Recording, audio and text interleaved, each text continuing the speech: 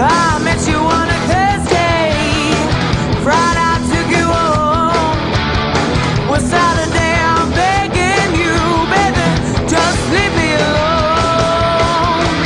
You're turning me upside down, pull me to the ground when you shake me, shake me.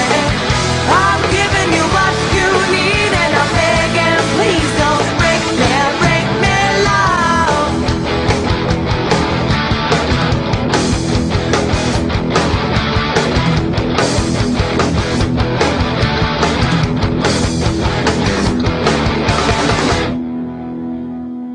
It was kind of a weird experience for me to go back and rediscover Ultima 1 all over again, because at the time I don't really remember it being quite so completely balls out insane.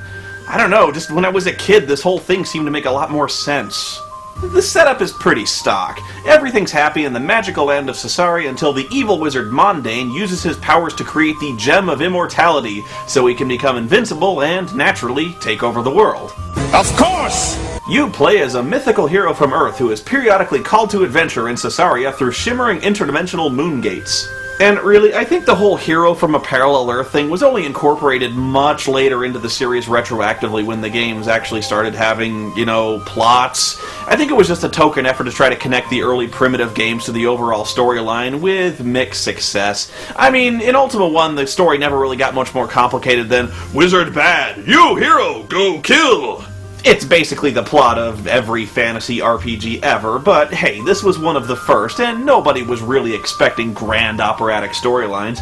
I'm not kidding when I say back then, it wasn't really possible to include a story in most games. You couldn't fit one on the disc. I'm talking about games that were shipped on 5¼ inch floppies with capacities upward of 360 kilobytes. I remember thinking it was a huge innovation in gaming when TSR released its Gold Box RPGs and saved a ton of disk space by printing all of its plot entries in a book included with the game. Whenever you progress in the story, the game would just refer you to an index number so you could read what was happening in the paperback book.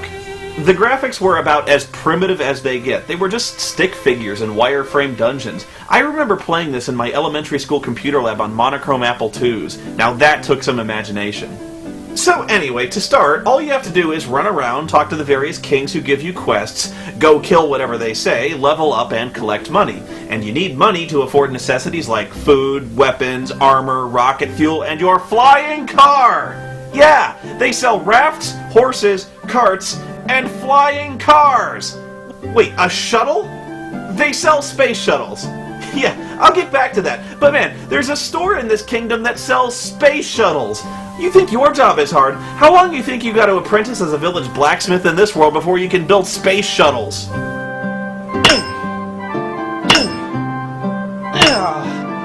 By the goes, this is hard work, and I've still got so much more work to do. I've got to shoe Farmer Wiggins' horse, fix his plough, and replace the 2 cracked heat shielding tiles on the Challenger. Well, I mean, just as soon as I finish replacing the negative power coupling on the repulsor lift drive. Better get to it then. Man, that would have made Lord of the Rings a really short movie. You thought the giant eagle thing was a plot hole. What if they could buy a flying car or a space shuttle? This game is cracktastic. I'm sorry, I just cannot get over this. There are guys who sell space shuttles in this game. Fuck your epic mounts. This game has you cruising in jet-powered flying cars. And that's just for starters.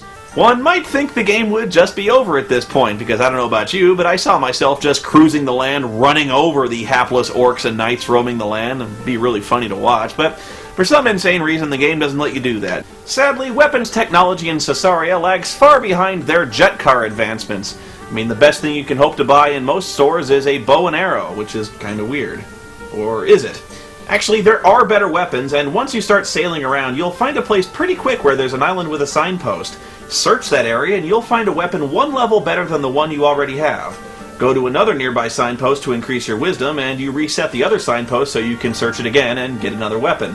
Keep doing this and you'll get progressively better stuff. Although some of the things you get, I still have no idea what they do. I mean, a triangle? What the fuck is that supposed to... Who gives a shit about a triangle?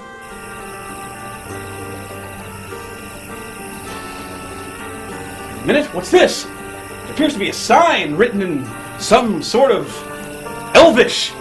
But wait, what's this? There's something hidden here. Why, it's a weapon. And look, here's another one. They're much more potent weapons than the ones I was wielding before. Why, there's weapons strewn about all over the place. Like this. Some kind of futuristic power gauntlet. Wait. Something more. What could this be?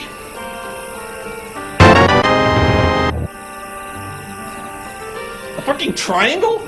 What the hell am I supposed to do with a triangle? Wait! Here's something I can really use! But if you keep going back and forth and keep looking, eventually you'll find a phaser, or rather a phasor, and finally a blaster. I think this is the same world as Your Hunter from the Future, where we just keep discovering advanced technology from Earth's past future. Doesn't that seem weird to you? I mean, here you are in the middle of a sword and sorcery kill the evil wizard quest, and suddenly you just trip over a blaster rifle. That kind of unbalanced technology really skews the campaign setting, don't you think? Oh, you want me to kill another Balrog? No problem. I'm loaded like a fucking space marine right now.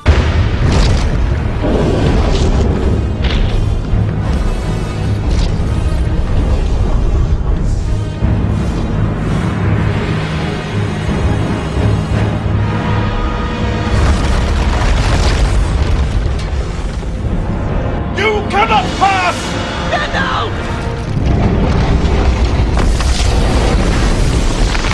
I am a servant of the secret fire, wielder of the flame of Arnor.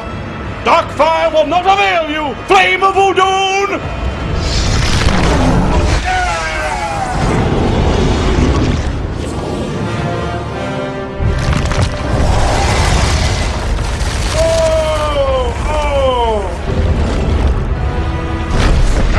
Back to the shadow! You shall not pass!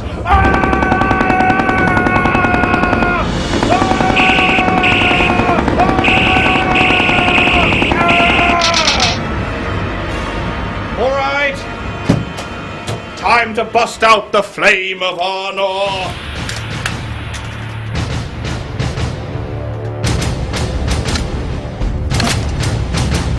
Enjoy the fireworks!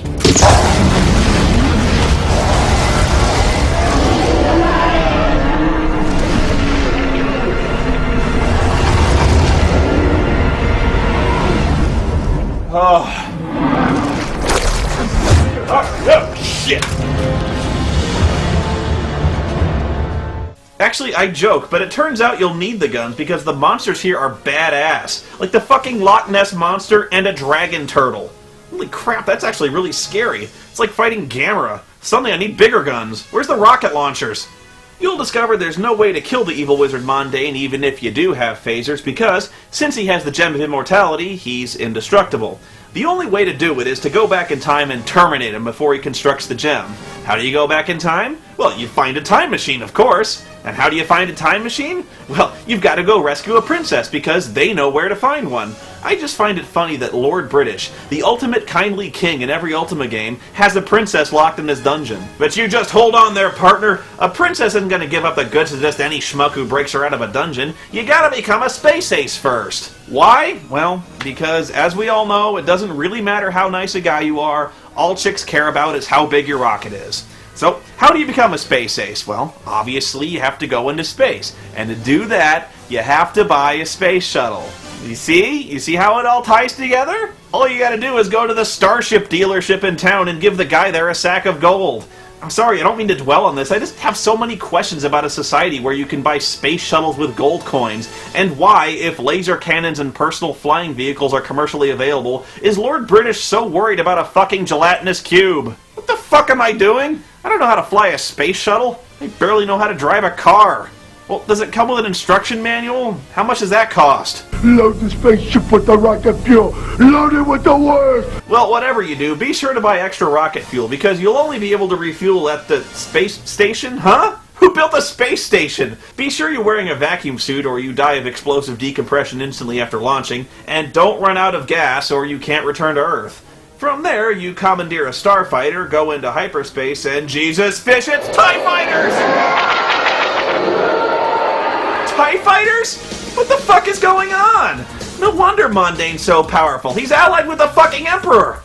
Oh, that's it. No way am I going to deal with orcs and stormtroopers in the same night. Right now I feel like I could take on the whole Empire myself.